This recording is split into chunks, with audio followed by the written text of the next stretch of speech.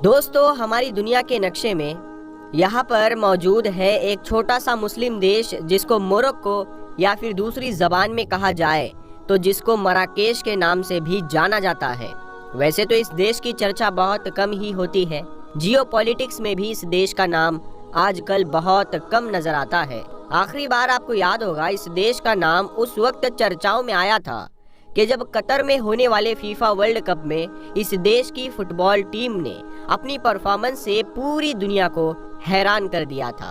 मगर दोस्तों, आपको जानकर ये हैरानी होगी कि ये छोटा सा देश मोरक्को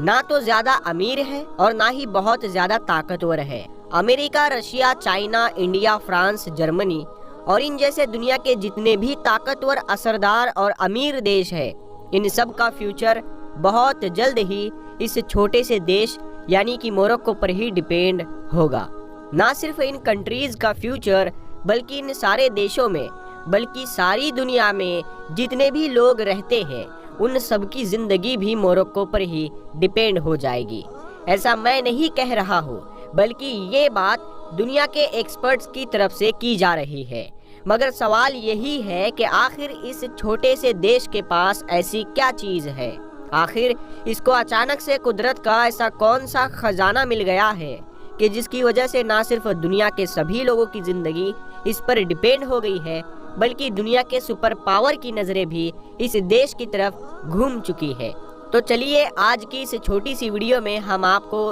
इन्हीं सवालों का जवाब देने की कोशिश करते हैं। सबसे पहले तो आप चमगादड़ को देखिए। वैसे तो चमगादड़ का नाम सुनते ही बहुत सारे लोग डरने लगते हैं, क्योंकि इसको ना सिर्फ अभी 2-3 साल पहले ही दुनिया में फैलने वाली खतरनाक बीमारी कोरोना का जिम्मेदार भी माना जाता है, बल्कि कोरोना से पहले भी हमारी दुनिया में बहुत सारी ऐसी बीमारियां आई है जिसका नाम चमगादड़ के साथ जोड़ा गया है। आपको जानकर हैरानी होगी कि वो भी चमगादड़ ही है जिसकी वजह से सिर्फ 100 सालों के अंदर हमारी दुनिया की आबादी 2 या 3 नहीं बल्कि सीधे 4 गुना बढ़ चुकी है। दरअसल दोस्तों, ये बात है सन 1802 की, जब एक यूरोपियन एक्सप्लोरर जिसका नाम अलेक्जेंडर वॉन था, वो साउथ अमेरिका में पड़ने वाली एक कंट्री यानी कि पेरू के अंदर घूम रहा था। उसने ये महसूस किया कि पेरू के अंदर जमीन है, वो ज्यादा उपजाऊ भी नहीं है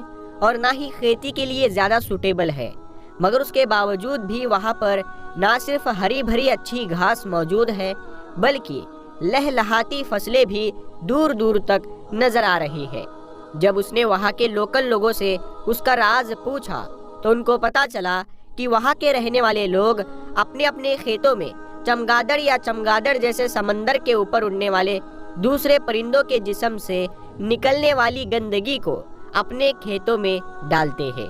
और इसको डालने से वहाँ की जमीन और भी ज्यादा उपजाऊ हो जाती है, यानी कि और भी ज्यादा फसलें उगाने लगती है। बस फिर क्या था, वो यूरोपियन एक्सप्लोरर इस राज को अपने साथ अपने एरिया यूरोप में लेकर आया और फिर यूरोपियन लोगों ने भी इस टेक्निक के साथ अपनी एग्रीकल्चर फील्ड में आगे बढ़ना शुरू कर दिया। बहुत जल्द ही यूरोप की जमीन पहले से ज्यादा उपजाऊ हो गई और पहले से ज्यादा अनाज और पहले से ज्यादा दूसरी चीजें उगाने लगी। अगले कुछ वक्त तक तो चमगादड़ या फिर दूसरी तरह के परिंदों का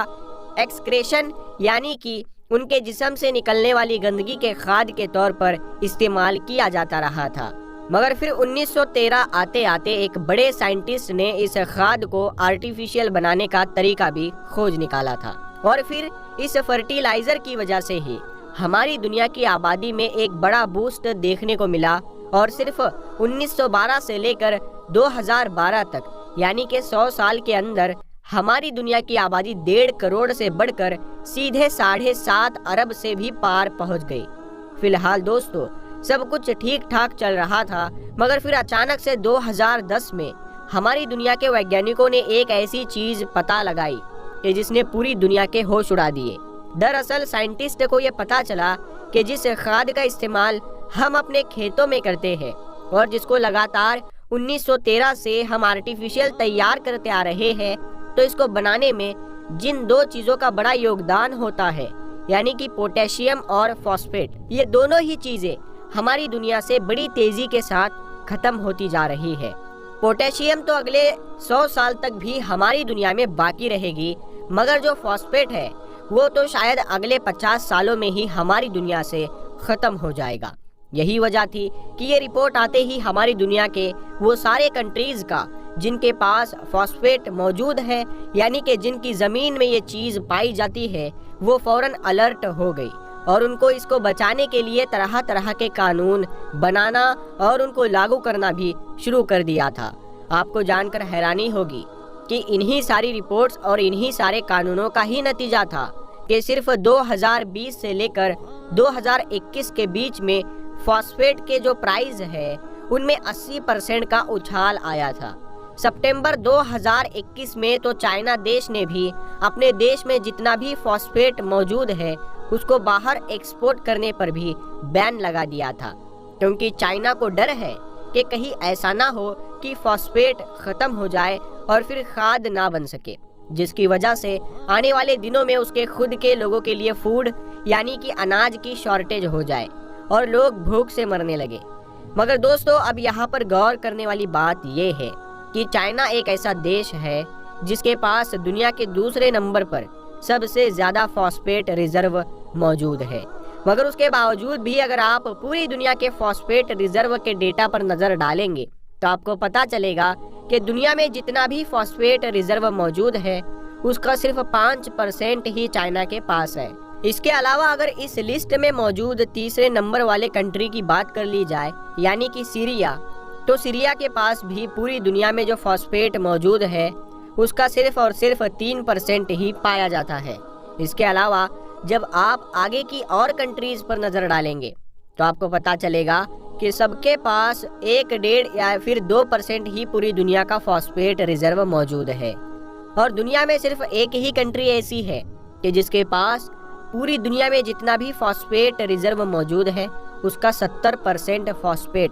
रिजर्व मौजूद है, और वो कंट्री कोई और नहीं बल्कि मोरक्को है। तो अब आसान भाषा में आप ये समझिए कि हमारे खेतों में इस्तेमाल होने वाला जो खाद है जिसके बगैर हम लोग अनाज नहीं उगा पाते हैं, उस खाद को भी अब हम आने वाले दिनों में मोरक्को के बिना नहीं बना पाएंगे, क्योंकि मोरक्को के पास उस खाद को बनाने के लिए जो फॉस्फेट चाहिए होता है वो 70% से भी ज़्यादा मौजूद है। यानी मोरक्को के पास कुदरत का एक ऐसा खजाना मौजूद है कि जिसकी वजह से दुनिया में रहने वाले तमाम इंसानों का फ्यूचर और उनकी ज़िंदगी अब मोरक्को पर ही डिपेंड हो चुकी है।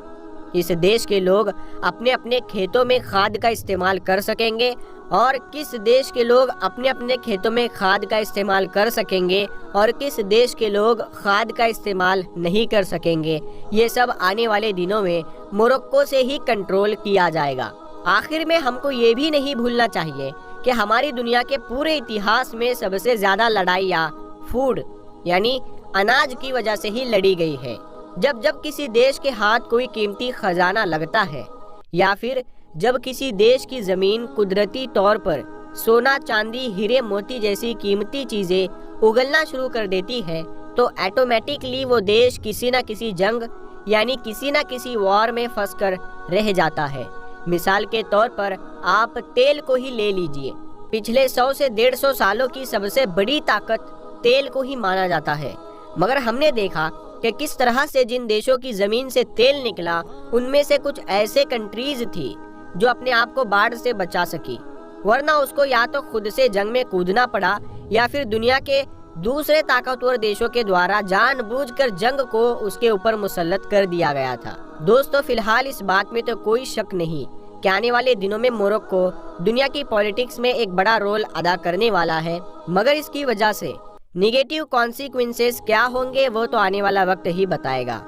आज की इस वीडियो को हम यहीं पर ख़त्म करते हैं। वीडियो में अगर आपको कुछ भी नया सीखने को मिला हो तो इसको लाइक और शेयर ज़रूर करें। हम मिलते हैं आपको नेक्स्ट वीडियो में किसी नई जानकारी के साथ। तब तक के लिए अपना ख्याल रखिएगा और चैनल को सब्सक्राइब ज़रूर कर दें। हम मिलते हैं अगली वीडियो में। अस्सलाम वालेकुम।